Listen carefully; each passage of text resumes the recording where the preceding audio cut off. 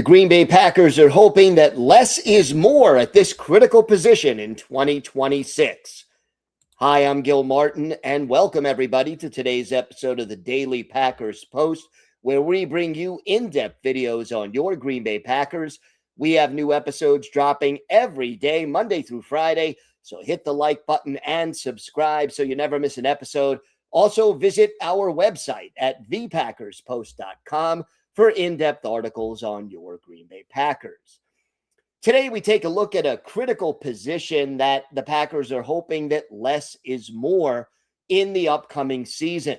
If you look at the depth chart, the Packers have less talent and less depth at this skill position heading into 2026 than they did last year.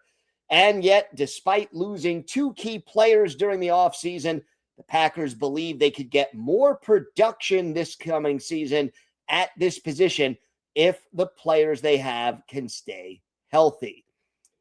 First, let's discuss the departures at, if I'm sure you guessed it by now, wide receiver. The Packers said goodbye to Romeo Doubs. He was an unrestricted free agent, and the Packers opted not to re-sign him. He is now a member of the New England Patriots. Last year, Doubs led the Packers with 55 catches and 724 yards. He also tied for the team lead with 6 touchdown catches. And Doubs had a great relationship with Jordan Love. He was the guy Love looked for in key third down situations and in the red zone.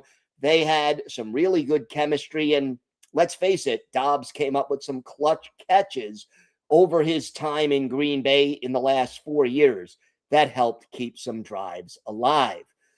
Later in the offseason, the Packers opted to trade Dontavian Wicks to the Philadelphia Eagles.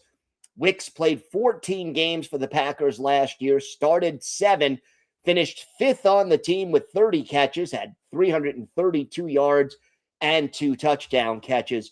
Wicks is one of those players that always had potential, but never consistently got the job done for the Packers. You saw flashes, but he just wasn't consistent enough.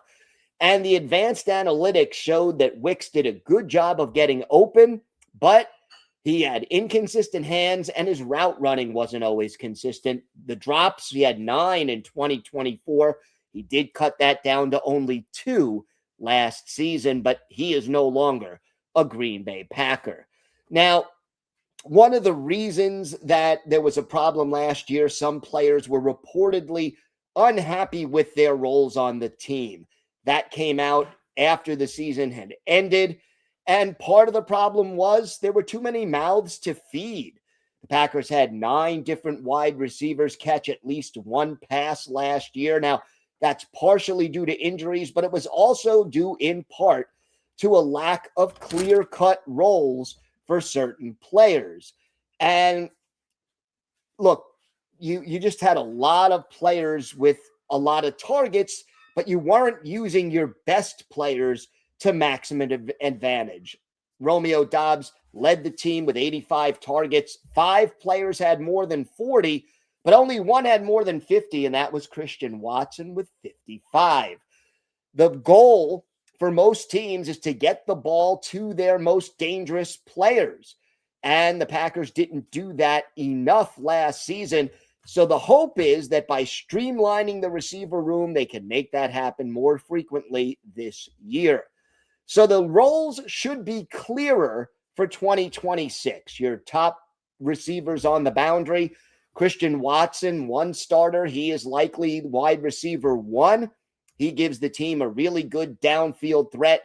And last year we saw his route running and his consistency get much better. He has a unique combination of size and speed, and he's the kind of guy who could create opportunities for teammates because defenses have to respect the danger that he brings when he's on the field.